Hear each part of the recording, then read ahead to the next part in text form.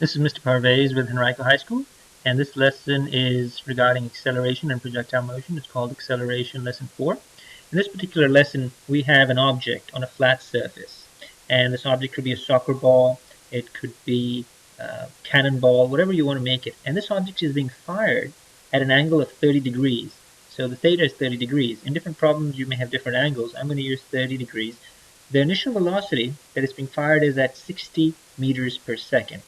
Now, it's being fired at 60 meters per second at an angle of 30 degrees, so don't make the assumption that it's traveling 60 meters per second to the right or 60 meters per second upwards. It's doing both, 60 meters per second at an angle of 30 degrees. So first things first, whenever you run into these problems, the first thing I would like you to do is always break down your vector into its x and y components. So for example, this string is traveling at 60 meters per second, so the first thing I want you to do is I want you to say, well, how fast is this object traveling to the right by finding out its x component, and how fast is this object traveling straight up by finding out its y component.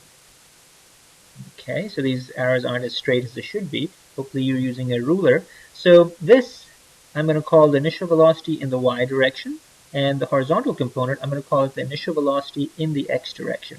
And how do you find the initial velocity in the y direction and the initial velocity in the x direction? Well, you have to realize that this is a right triangle. A right triangle where the hypotenuse is given to you. The hypotenuse is 60 meters per second and the angle is 30 degrees. So how do you find the opposite side? Well, the opposite side you're going to do by using sine. So sine theta, as you remember, is opposite over hypotenuse. That means sine 30 degrees is equals to your opposite side. We're calling that the initial velocity in the y direction, or they may call it the initial vertical velocity, opposite over hypotenuse. Your hypotenuse is 60 meters per second. Well, right off the bat, you know how to solve this equation. 60 meters per second is going to be brought out to the left side by multiplying both sides by 60 meters per second. 60 meters per second times sine 30.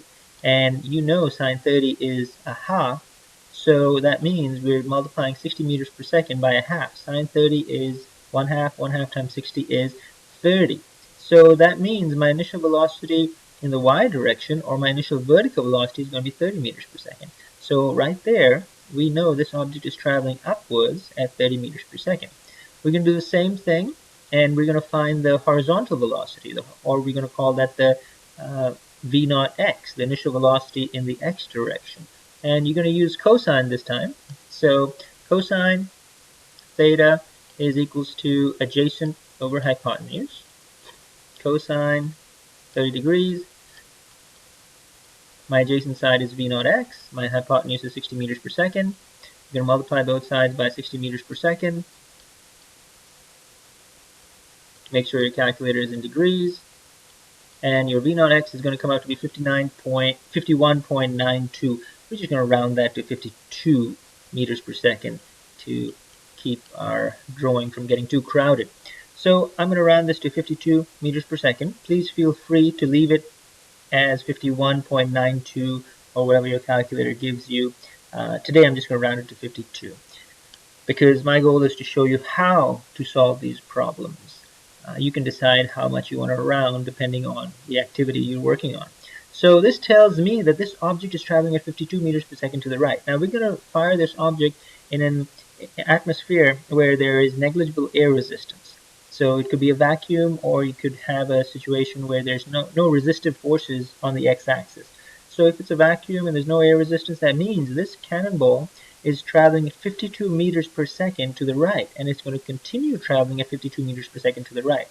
That means it's going to cover 52 meters every second.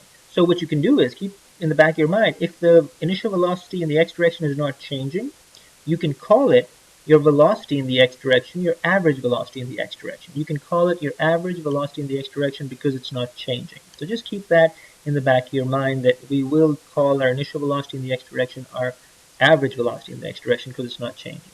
However, we cannot apply this idea to the vertical velocity because the vertical velocity is changing, and the vertical velocity is changing because it is constantly going against the acceleration of gravity.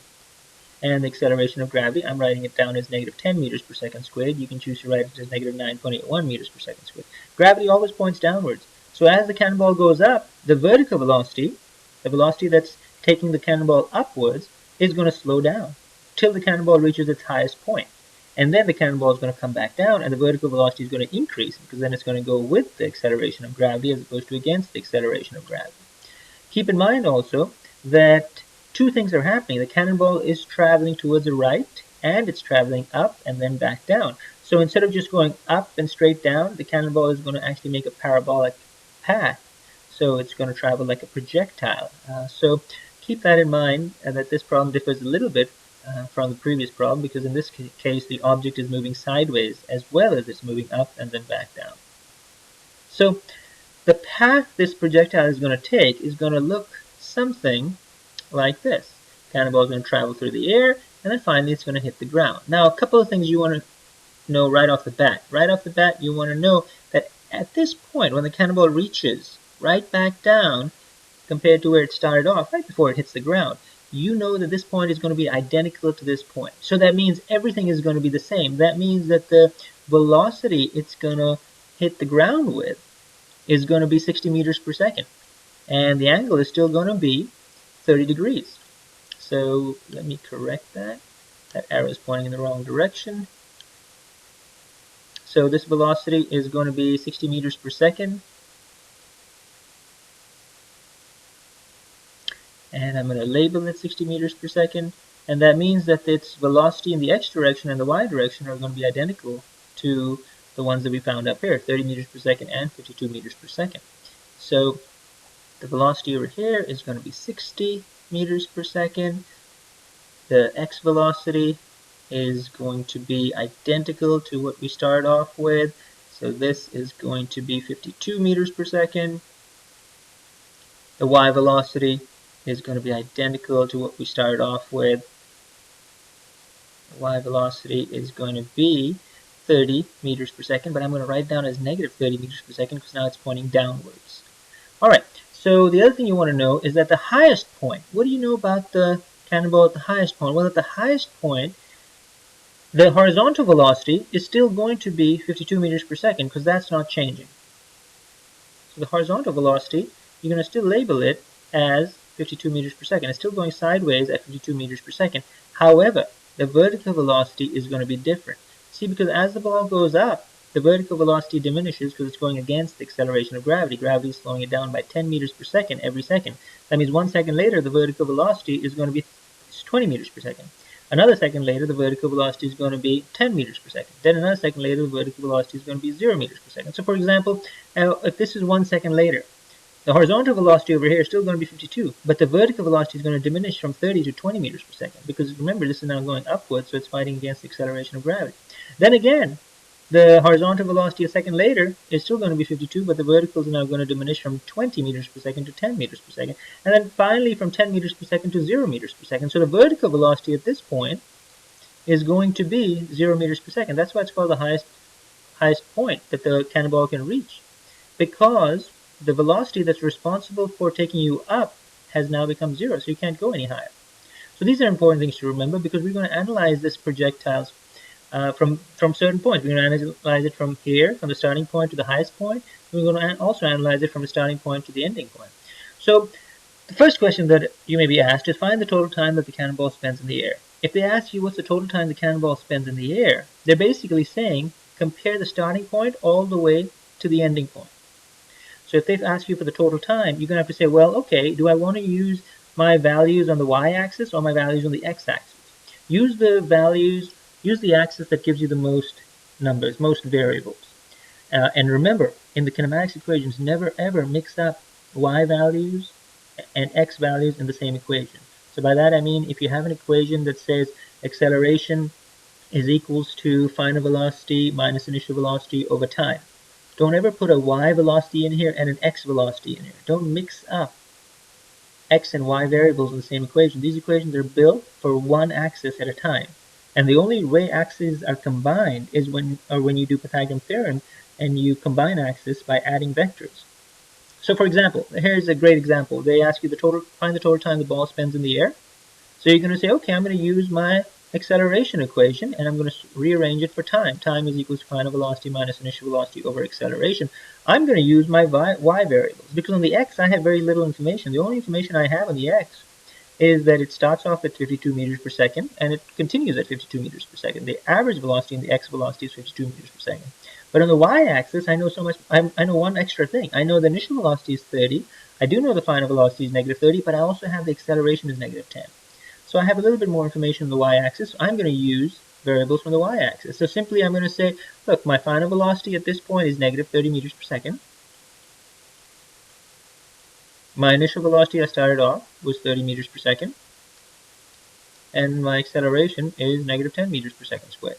So right off the bat, the time is going to come out to be negative 30 minus 30 is negative 60. Negative 60 divided by negative 10 is 6 seconds. So if the question is how long does the ball spend in the air, your answer is 6 seconds. If they ask you how long does it take to get to the highest point, well, it's going to be half of 6 seconds. 3 seconds going up, 3 seconds coming down. So you can do it just simply by that, by taking the total time and dividing it by 2.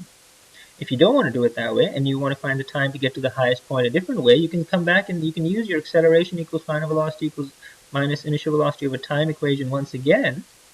And if you want to analyze the time to get to the highest point, so that means from the starting point to here, and then you can say, okay, what's my final velocity? Final velocity over here, I'm going to use y variables again, variables on the y-axis. My final velocity is now 0. So 0 minus my initial velocity is still 30. And then you're going to divide it by negative 10 meters per second squared. And when you do that, negative 30 minus 10 is 3 seconds, exactly half of what we started off with. So this is important information to know. Another question they may ask you, they may say, tell me the height, tell me how high this object gets to. So they're saying, give me this distance. Give me this distance on the y-axis. Well, that's an easy problem too to solve because now you have so much information. You know that the ball spends 6 seconds in the air total. You know that it takes 3 seconds to get to the highest point, and that's the highest point right here. So that's important information, and we're going to use that because to find the distance, you can say, well, I'm going to use my other kinematics equation. Final velocity squared is equals to initial velocity squared plus 2AD. And you're going to solve for D. Once again, I'm going to use variables on the y-axis. What's my final velocity? Well, if I'm going from here to here, because that's what's giving me the height, that's the highest point. Well, my final velocity over here, remember, is 0 meters per second. So if I were to use my kinematics equation for my final velocity, I'll put 0. For my initial velocity, I'm going to put down 30 meters per second. Remember, don't mix up variables from the y-axis and x-axis in the same equation. Stick with one axis at a time when you're using these kinematics equations. And for acceleration, I'm going to use negative 10 meters per second squared because that's the acceleration of gravity. Once again, feel free to use a negative 9.8 if you want to. And then you're going to simply do the math over here. So 30 squared plus 2 times negative 10 times d. So what's 30 squared? So we have 0. 30 squared is 900. Minus 2 times 10 is minus 20d. So you're going to take the 900 over to the left side. So negative 900 equals negative 2 and negative 20 d. And you're going to solve for d by doing negative 900 divided by negative 20. And the negatives are going to cancel out, which they should, because this should come out to be a positive value. Why? Because the cannonball is going up. So that's a hint that, hey, everything is going right for you. So you know off the bat when you do 900 divided by 20, 0 cancels out 0. So you're basically doing 90 divided by 2. And 90 divided by 2 is 45. So your height is 45 meters. That's how high the cannonball goes. Another question they may ask you is, how far does the cannonball go? And when they say far, they're talking about horizontal distance. So they're saying, give me the total distance from here all the way to the end. So I'm going to try and draw that here. They're basically saying, give me the distance all the way from the beginning. Give me this distance, and we're going to call it dx. All the way to the end. They're saying, give me the range. Sometimes these problems are called the range. In these problems, the horizontal distance is not called dx, it's called the range. So they're saying, give me the range. How far does this cannonball go? And that is a good question too. And that can be solved very easily because you know that this cannonball spent 6 seconds in the air. That was the total time it spent in the air. And that was useful information. Because ask yourself this, if it spends 6 seconds in the air, for 6 seconds, the horizontal velocity, 52 meters per second, is pushing the cannonball to the right. 52 meters every second. So if the cannonball spent 1 second in the air, the cannonball, if it started off here, it would be 52 meters to the right. If it spent 2 seconds in the air, then the cannonball would be 104 meters to the right, 52 times 2. If it spent 3 seconds in the air, its cannonball is going to be 52 meters per second times 3 seconds to the right. And in our case, the cannonball spent 6 seconds in the air. So basically I'm saying, look, the velocity the cannonball is traveling at to the right is 52 meters per second. Travels 52 meters every second. The time it spends in the air is seconds. So if somebody asks you, how far does it go? D. Or if they call it dx, sometimes they call it range, r. They say, how far does it go? You're basically using your average velocity equation. Average velocity is displacement over time. For average velocity, you're going to plug in 52 meters per second.